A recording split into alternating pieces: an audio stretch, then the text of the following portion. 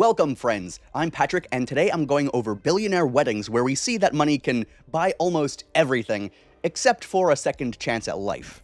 From a groom who stepped out of a helicopter while the blades were still spinning, to a billionaire who got within arm's reach of a white tiger at his own wedding for one picture.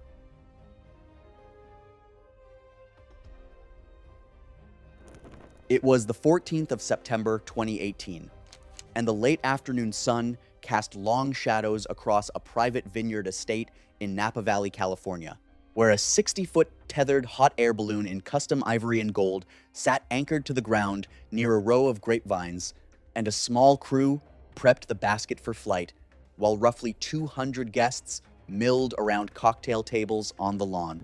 Colton Trask was 44 years old and had founded a logistics software company in his late 20s that grew into one of the largest freight management platforms in the country. Business publications estimated his wealth at over $2 billion.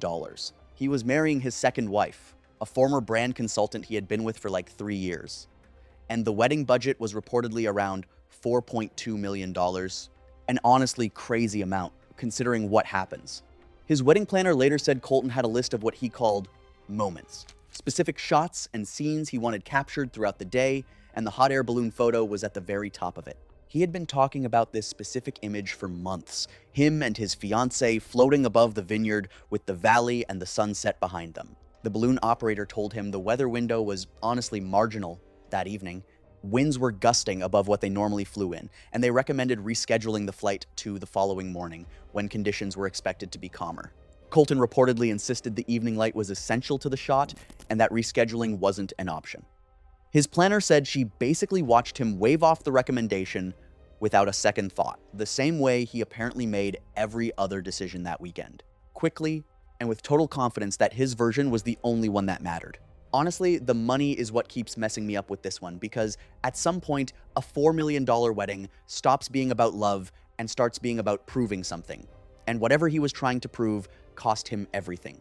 The balloon's pilot completed his pre-flight check and lifted off with Colton, his fiancée, and a photographer in the 6-passenger basket. The tether line kept it within about 60 feet of the ground. The first few minutes were honestly smooth, and the photographer later said that the light was basically exactly what Colton wanted, warm and golden with the vineyard rows stretching out below them. He got several good frames.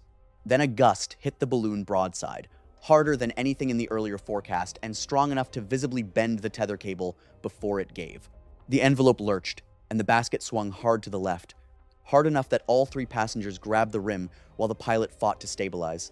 The tether cable, which had been rated for the balloon's weight under normal vertical load but not for the kind of lateral stress a sustained crosswind puts on an anchor point, tore free at the ground anchor point. The balloon drifted loose, rising slightly as it moved and picking up speed with every second. Without the tether, the balloon moved fast, carried sideways by the wind over the tree line at the edge of the vineyard. The pilot opened the crown vent and attempted a controlled descent, but there wasn't enough clearance. The basket caught in the upper branches of a stand of mature oaks roughly 300 feet from the launch site. The impact tipped the basket nearly sideways. Colton, who had been standing and leaning over the basket edge for a photo at the exact moment of contact, was thrown out. He fell roughly 40 feet onto the sloped vineyard ground below. His fiancée and the photographer managed to hold onto the basket frame and just stayed there suspended in the canopy of the tree. Guests on the lawn saw the balloon drift, and several called 911 simultaneously. Emergency crews arrived within about 12 minutes. Colton was found on the slope unresponsive with visible head and chest injuries. He was airlifted to a regional trauma center where he later died from his injuries. The medical examiner determined the cause of death to be multiple blunt force injuries consistent with a fall from significant height. His fiancée and the photographer were extracted from the tree by a ladder crew roughly 40 minutes later and treated for minor injuries at the scene. The local aviation authorities basically reviewed the operator's procedures and the tether system that failed. The estate banned aerial attractions for all future events. His fiancée did not give any public statements. This next one is the story from this video that is hardest for me to talk about because everything that went wrong happened in full view of 200 people who were there to watch the happiest moment of someone's life.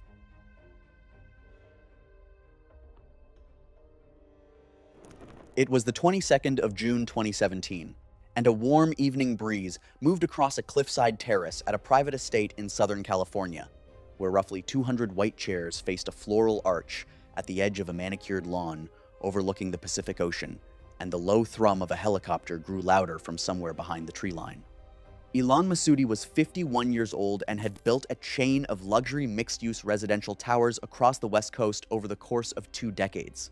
He had been profiled in multiple business magazines for the scale and speed of his developments, with one outlet calling him the most aggressive developer on the West Coast. Friends later said Ilan had a deep need to control every room he entered and kinda treated events in his life like public performances, like genuinely every single one. He had arrived at his own 50th birthday party by helicopter the year before and personally posted the footage online. For the wedding, he wanted to land on the terrace in front of the seated guests, step out, and walk straight up the aisle to the ceremony. The pilot reviewed the terrace in advance and basically told Ilan the landing zone was tight with limited clearance on 2 sides and asked that the first 3 rows of chairs be moved at least 20 additional feet from the pad. Ilan reportedly argued the guests needed to be closer for the entrance to have the intended effect. His event coordinator later said she tried to back the pilot up, but Ilan had already moved on to the next item on his checklist. Once something works the first time, you basically never question it again. And honestly, that scares me more than any of the reckless stuff in this video, because at least reckless people know they're taking a chance. The helicopter came in low over the ocean and banked toward the terrace. The approach was dramatic. Exactly the kind of entrance Ilan had choreographed.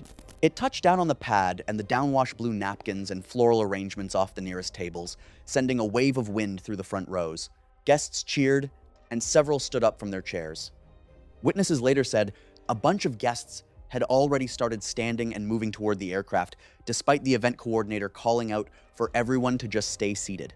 Ilan stepped out on the ceremony side and started walking toward the aisle, but several guests had already left their chairs and were moving toward the helicopter from the front.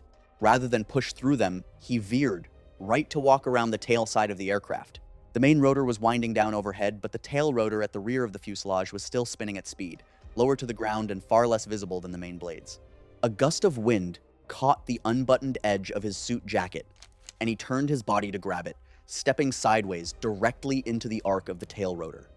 2 guests who were closest later said they saw him turn, and then there was a sound they could not describe and would not attempt to. The tail rotor caught him across the upper back and neck. The injuries were instantaneous and catastrophic. He collapsed on the terrace roughly 8 feet from the front row of seated guests. The pilot initiated an emergency shutdown. Several guests with medical backgrounds reached Ilan within seconds, but there was genuinely nothing anyone could do. Emergency services were called from multiple phones. Paramedics arrived within about 10 minutes, but the injuries were unsurvivable. Ilan was pronounced dead on the terrace in front of the guests who had come to watch him get married. The medical examiner determined the cause of death to be catastrophic lacerating trauma to the upper thorax and cervical spine from high-speed rotor contact. The pilot was cleared after the investigation confirmed he had followed standard shutdown procedure, that his communication with Ilan about the landing zone was documented, and that investigators found no mechanical fault with the aircraft. Investigators noted the proximity of the guest seating to the landing zone as a contributing factor. The estate permanently banned helicopter landings for private events. Wedding footage from, a guest's phone circulated briefly online before the family's legal team had it taken down.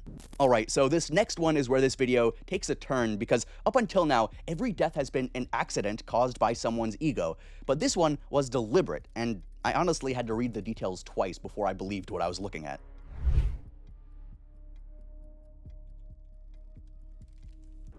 It was the 17th of May 2019, and the evening air carried the scent of lavender across the stone terrace of a private chateau in Provence, France, where roughly 180 guests sat at long candlelit tables beneath a canopy of string lights, and a string quartet played near a fountain at the center of the courtyard. Victor Kessler was 64 years old and had built a pharmaceutical distribution empire across Central Europe that made him one of the wealthiest men in Switzerland. He was marrying Odette Marchetti, 29, a former PR executive from Milan who he had been seeing for just under 2 years. Victor's 2 adult sons from his first marriage, Mathis, 34, and Lucas, 31, were both at the wedding, but friends of the family later said neither of them wanted to be there. The marriage was going to trigger a clause in the family trust, that redirected a significant portion of Victor's estate, potentially hundreds of millions, to Odette, and both sons had tried through attorneys to get Victor to restructure the trust before the wedding. He refused.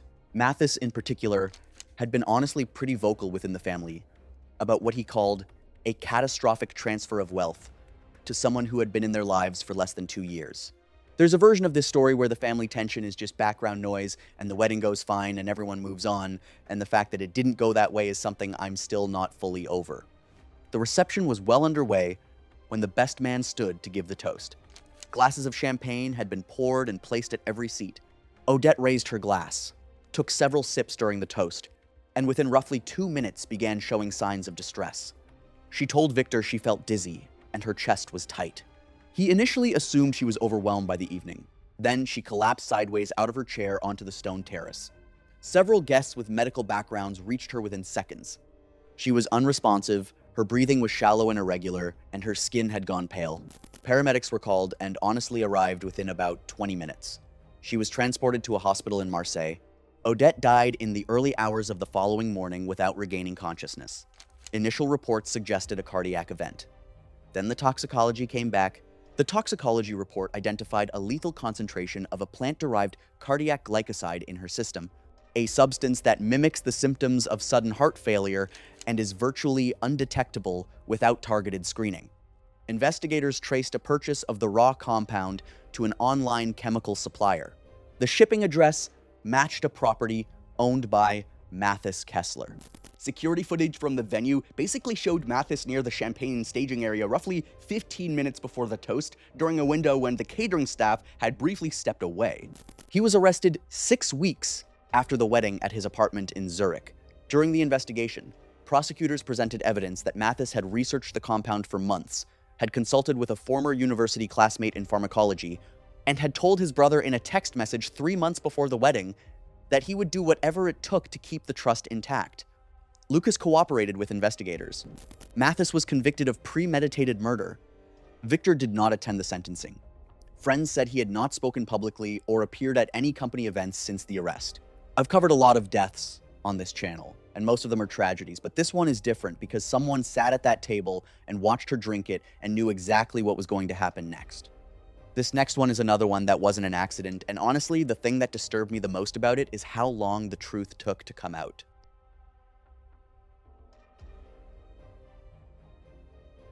It was the 8th of November, 2016, and the lights of the Miami skyline reflected off Biscayne Bay, 42 stories below, a rooftop terrace where roughly 200 guests danced under a canopy of white fabric, and a DJ booth pulsed near the glass railing at the edge of the building. Harlan Cray was 48 years old and had co-founded a hedge fund in his early 30s that grew into one of the largest alternative asset managers on the East Coast. Industry publications estimated his personal fortune at just under $2 billion. He was marrying his girlfriend of 2 years at a penthouse venue he had rented out for the night. His business partner and co-founder, a man named Ellis Fong, who had been with the fund since day one and considered himself an equal architect of everything they had built, was the best man. What guests didn't know was that Harlan had basically been quietly planning to restructure the fund after the honeymoon in a way that would effectively force Ellis out. Ellis had found out about the restructuring plan 2 weeks before the wedding through a junior associate who had seen the draft paperwork. He confronted Harlan privately. Harlan reportedly told him the decision was final. Ellis gave the best man speech that night, and multiple guests later said it was kind of one of the best toasts they had ever heard. Generous and funny and warm, and that detail is the part of this whole story that makes my skin crawl. Roughly an hour after the toast, Harlan and Ellis stepped away from the reception onto a narrow section of the rooftop terrace that was separated from the main party area by a row of planters. 2 guests later said they saw the 2 men walk out together, and that the conversation appeared tense but not alarming. That section of the terrace had a lower decorative metal railing, roughly 30 inches high, that was part of the building's original architecture and hadn't been updated to match the taller glass panels on the main event area. What happened in the next 60 to 90 seconds was genuinely not captured on the venue's security cameras because that section of the terrace was in a blind spot. What the cameras did capture was Ellis walking back through the planter row alone roughly 2 minutes later. Harlan did not come back inside. His body was found on the ground level of the building by a valet who had stepped outside roughly 10 minutes later. He had fallen 42 stories onto a concrete service area behind the building.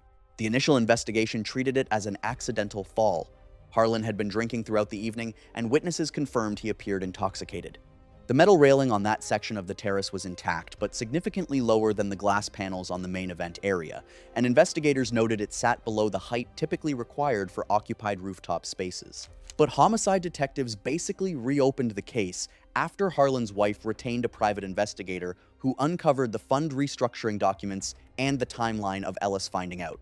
A former assistant at the fund came forward and told investigators that Ellis had said in a phone call days before the wedding that Harlan was making a mistake he wouldn't recover from. The security footage showing Ellis as the only person near Harlan in the minutes before the fall, combined with the financial motive and the witness testimony, led to Ellis being charged with second-degree murder 14 months after the wedding. He was convicted after a 3-week trial in which his own text messages and the testimony of 3 fund employees were presented to the jury. The fund was dissolved. Harlan's wife received his full share of the assets, which honestly felt like the only part of this story that went the way it was supposed to. Honestly, out of everything in this video, this is the one I think about at 3 in the morning, because he stood up and gave that toast knowing what he was about to do, and every single person in that room believed him.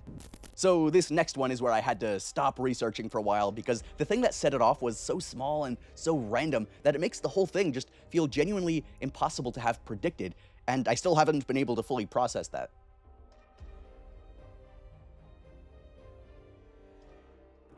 It was the 28th of March, 2015, and the late afternoon desert sun dropped toward the horizon above a private compound on the outskirts of Scottsdale, Arizona, where a temporary containment area with low fencing near the main courtyard held 2 privately bred white tigers attended by a 3-person handler team, and roughly 150 guests circulated through the courtyard between the ceremony and dinner. Reed Vanderkamp was 47 years old and had built a chain of private medical clinics that expanded into telehealth and insurance technology platforms. Industry estimates placed his net worth well over $1 billion. He was marrying his college girlfriend after reconnecting at a reunion years later, and his best man later said Reed had been planning what he called the centerpiece for basically months. He had literally flown in 2 white tigers from a licensed exotic animal facility in Florida with a professional 3-person handler team. Guests were supposed to view and photograph the animals from behind a rope line set roughly 15 feet back from the enclosure. Reed wanted a closer photo with the tigers for the couple's personal album, something more than what the guests were getting from behind the rope. The lead handler, who had worked with these specific animals for over 6 years, told him directly that the tigers were acclimated to controlled event settings, but were not predictable at close range, especially with noise, crowd movement, and camera flashes. Reed told him he had been around big cats at private wildlife reserves before and understood how to move calmly near them. A phone flash is genuinely all it was. 1 guest, 1 photo, 1 second, and everything after that was just chaos. And I still don't know what anyone in that courtyard could have done differently in that specific moment. Reed and his fiancée stepped inside the roped area with the lead handler beside them. Reed positioned himself next to the larger of the 2 tigers for the photo. The handler maintained a short lead on that animal and basically kept himself between Reed and the tiger's head. The second tiger was held by another handler roughly 10 feet behind Reed. A guest outside the rope line just raised their phone to take a photo. The phone's flash fired automatically, a sudden bright burst in the fading desert light. The second tiger, which had been calm up to that point, reacted instantly to the flash. It lunged hard against the handler's lead, pulling toward Reed with a speed that caught everyone off guard. The handler was pulled off balance and lost his grip on the chain for just a moment. That was enough. The tiger reached Reed from behind, striking him across the shoulder and pulling him to the ground. The mauling lasted roughly 5 to 8 seconds before the handler team regained control of both animals using emergency containment protocols. Reed sustained deep lacerating injuries to his neck, shoulder, and upper torso with massive blood loss. Emergency services were called from the compound immediately by multiple guests and at least 1 member of the handler team. Paramedics arrived within about 8 minutes. Reed was unresponsive with critical blood loss. He was transported to a regional trauma center where he was pronounced dead shortly after arrival. A forensic examination determined the cause of death to be hemorrhagic shock from penetrating trauma to the neck and thorax. His fiancée, who had been pulled clear by the lead handler within the first seconds of the attack, was treated for minor abrasions. Animal control and state wildlife authorities investigated. The handler's written log documenting Reed's decision to enter the roped area was basically included in the file. Both tigers were returned to the facility. The exotic animal facility faced a state licensing review, and Reed's family eventually reached a private settlement with the handler company. I chose this last one as the closer because every other billionaire in this video died at their wedding because of something expensive and way over the top, but this one died because of something sentimental, and somehow that makes it even worse.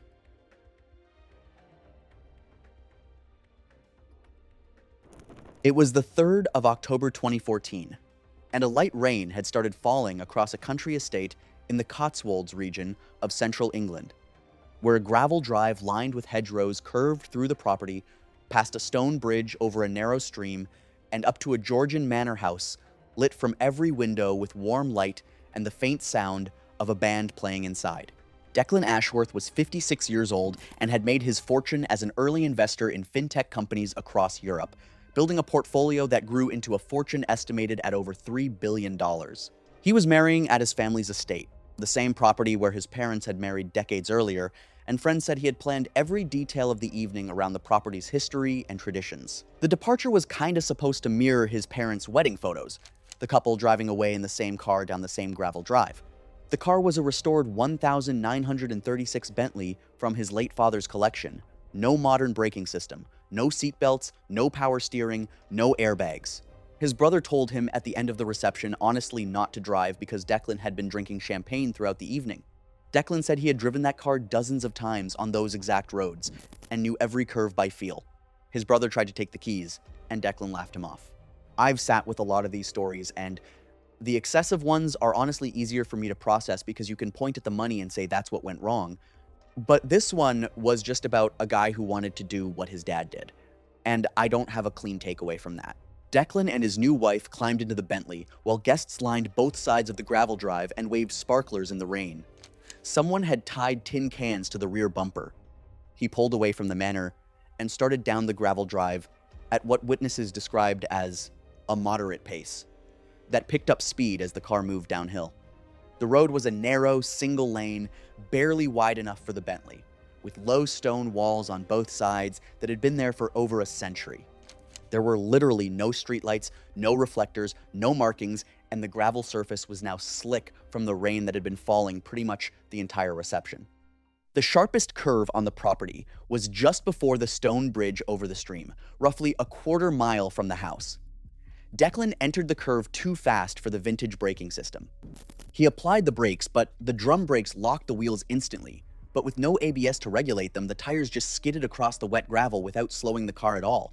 The Bentley left the road and struck the stone wall head-on at roughly 35 miles per hour. There were no seatbelts and no airbags. The steering column drove backward into Declan's chest. His head struck the windshield frame. His wife in the passenger seat was thrown forward into the dashboard. Guests who had been waving sparklers at the end of the drive heard the impact, a heavy crunch of metal and stone that carried clearly through the wet air. Several sprinted toward the bridge. His brother was among the first to reach the car.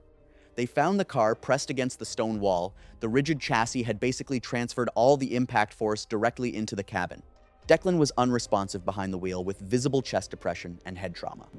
His wife was conscious but pinned and honestly in really bad shape. Emergency services were called from the estate.